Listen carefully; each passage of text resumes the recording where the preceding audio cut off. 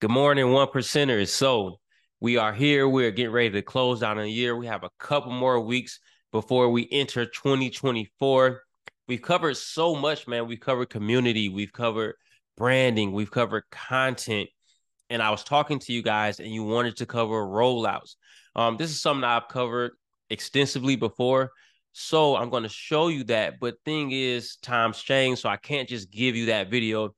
I have to also kind of walk through that video with you and point out the differences between then and now because things change so fast. These videos could have been made 3 months ago, and I would have had to still do the same thing because I'm here to keep you guys updated. That's why this is a weekly class and not a monthly class or a yearly, because things change so fast and you are tapped in to those changes. And I'm grateful to do that for you guys. So without further ado, we're going to hop into these videos where I talked about rollout, and I'm going to walk through them with you so you guys can understand how to roll out your music. Let's get into this first video.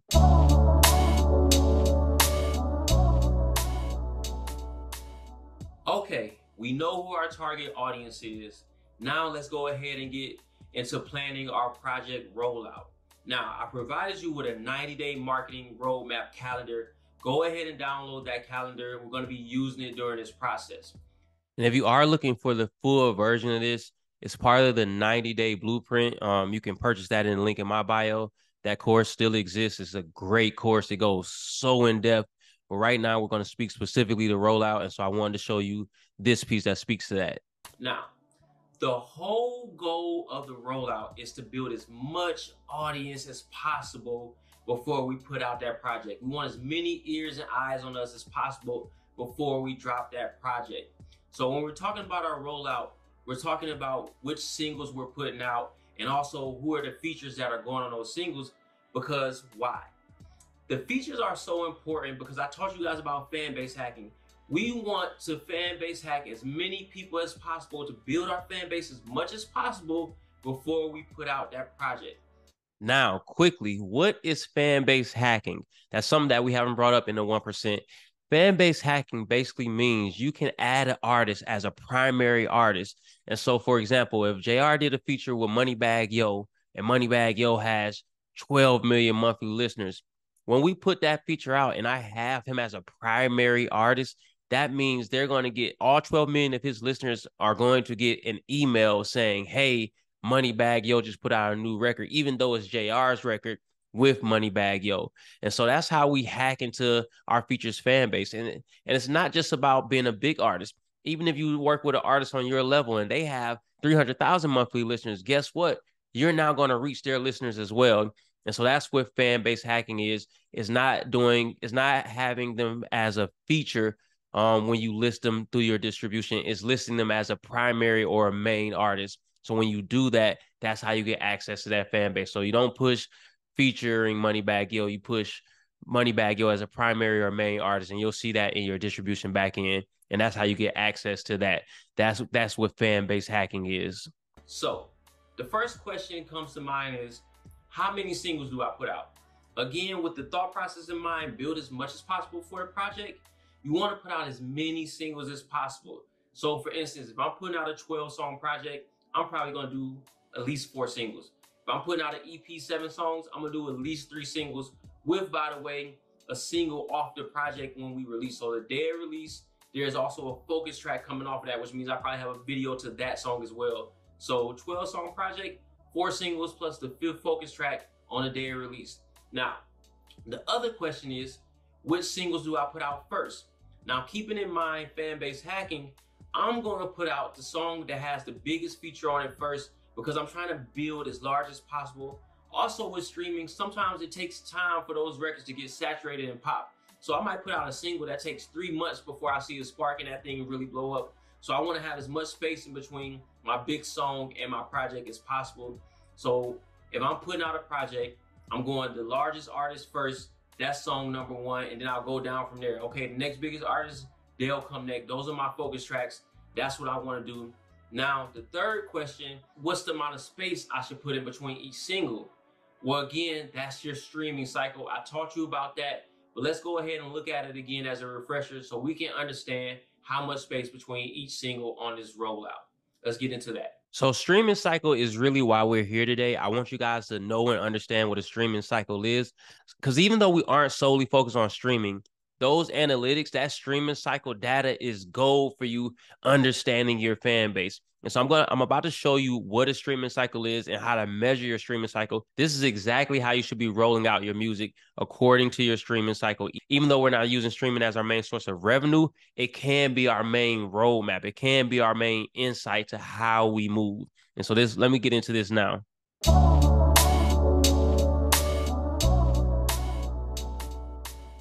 Okay, let's go ahead and figure out our streaming cycle because that's going to determine how long we put in between each record.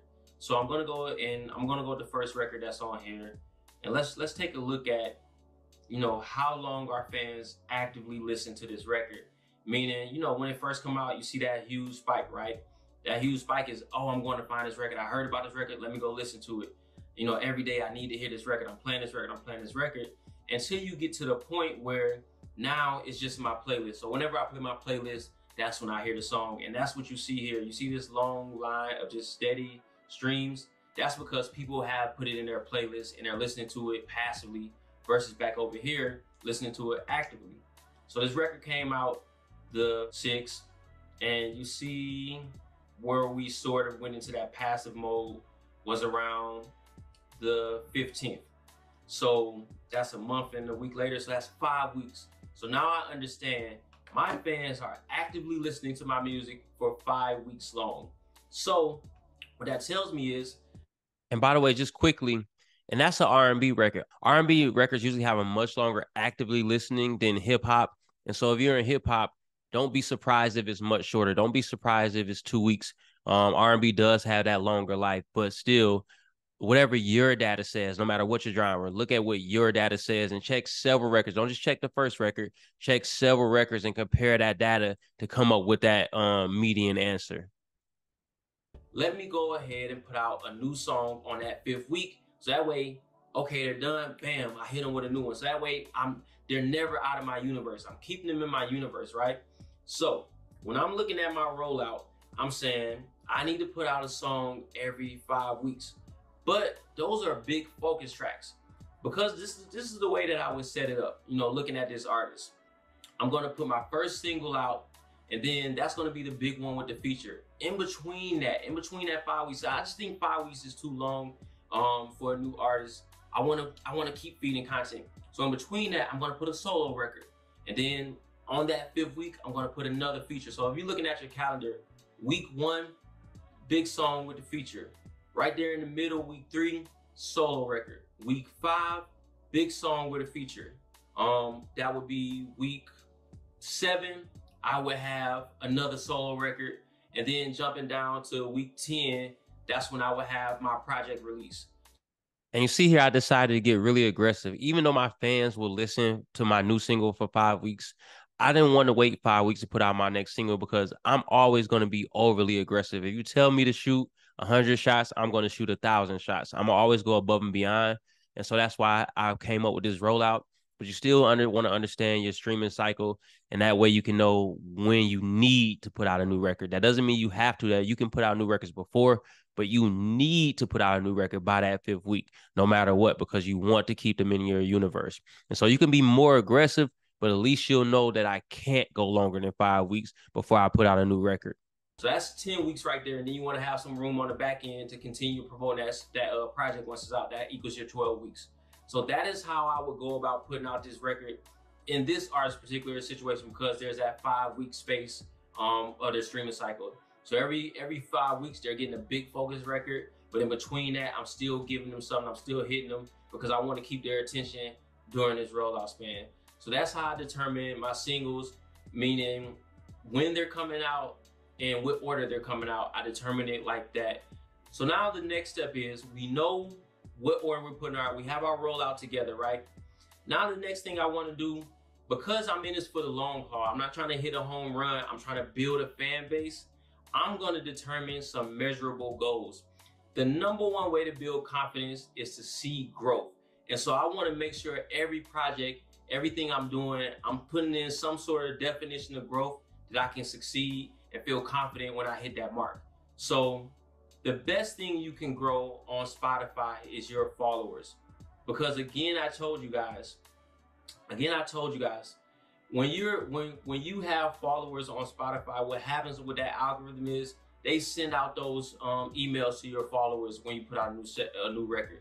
They're gonna put that record in front of your followers when you put out a new record. So the follower open the phone, bam, Spotify, bam, that record's right there.